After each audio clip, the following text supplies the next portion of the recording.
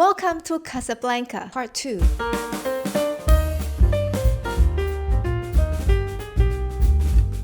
上一集我们逛了能容纳105000人的全球第3大清真寺，体验了什么叫1分钟也能几百万上下，走访在伊斯兰教国家的天主教教堂圣母院，并在充满异国风情的哈布斯区漫步，也享受了经典的摩洛哥料理。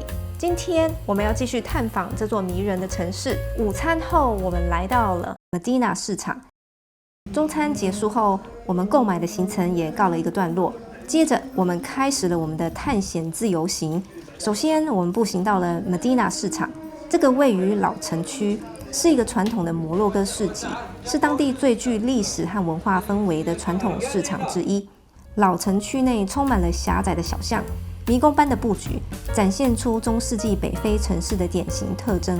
这里的市场以贩卖手工艺品、传统服饰、香料、皮革和当地的食品闻名，充满历史气息，能感受到当地日常生活的喧闹和繁忙。这里的市场环境比较传统，深受当地人的喜爱。相较于上面提到的哈布斯区，这个是比较混乱一点的，适合喜欢探索旧城区文化的游客。总的来说呢，这个 Medina 市场展现的是传统的混乱与活力。那上面提到的哈布斯区则提供更现代且精致一些的购物环境，两者各具特色，代表了 Casablanca 不同的历史和文化面貌。之后我们步行到中央市场，这是沿途经过的街道和建筑。Casablanca 作为摩洛哥的经济中心，交通状况相当繁忙，车流量大，经常塞车，喇叭声此起彼落，根本是视觉和听觉的双重响宴。在这里开车专治低血压，因为很容易压起来。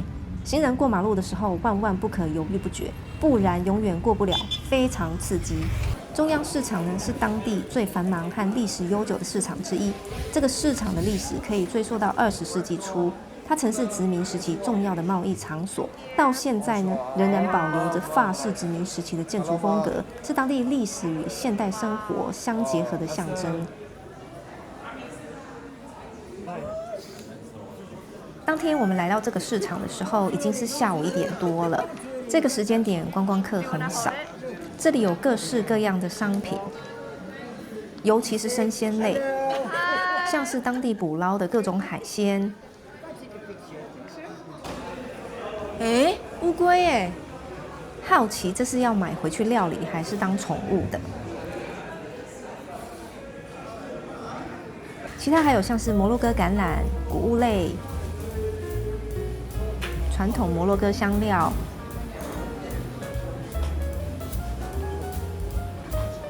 各类蔬菜水果，像是我们熟悉的洋葱、节瓜、红萝卜、橙、番茄、大葱、柠檬、朝鲜蓟。这个市场的氛围不仅有热情友善的摊贩，更是充满了当地人的交谈声，是一个购物的好地方，也是深入体验 Casablanca 当地文化和生活的绝佳去处。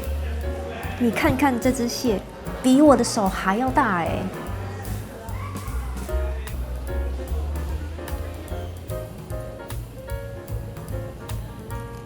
噔噔，你看看我发现了什么？竟然是新竹米粉哎！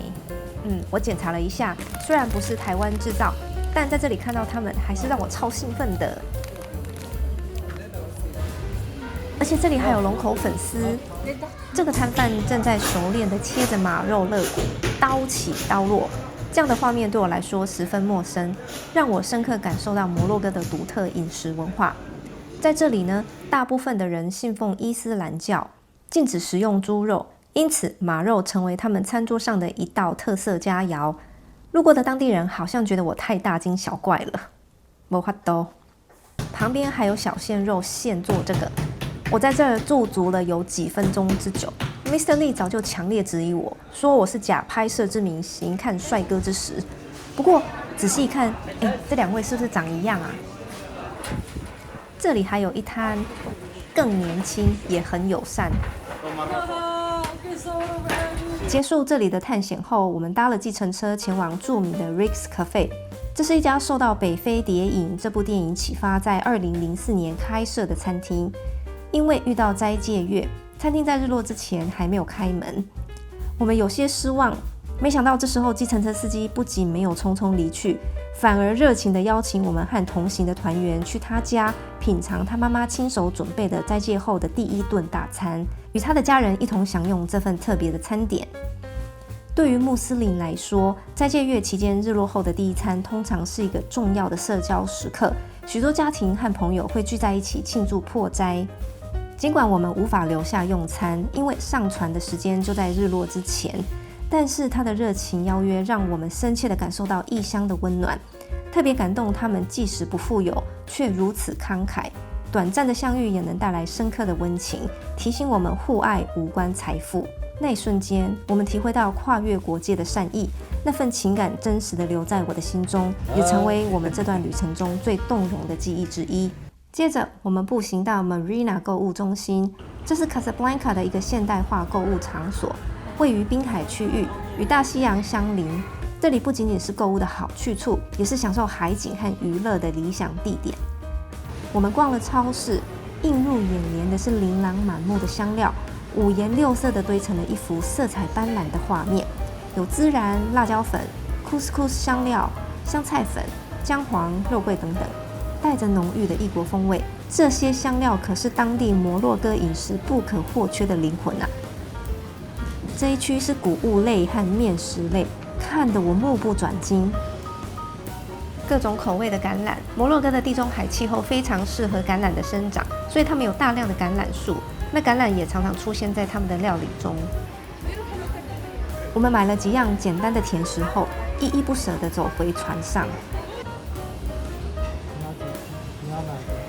Casablanca 虽然不富有，但是当地人的真诚和善意却让人倍感亲切。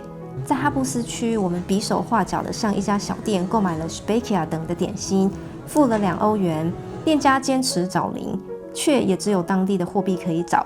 当他们知道我们之后用不上当地的货币时，竟然好心地决定免费送给我们点心。要知道哦，这里的人民生活一般来说相对的艰辛，生活条件也没有那么好，但他们的心灵却极其富有，不贪心，不欺负外地人。虽然购买其他物品的时候要杀价，但这不是全世界普遍存在的日常生活吗？这样的小故事也成为我们旅程中的一大亮点。真诚比语言和金钱更有力量，真正的善意能超越语言和文化的藩篱，让我深刻体会到世界各地依然存在的纯粹与温暖。再见了 Casablanca。别忘了按赞、订阅、分享和开启小铃铛哦。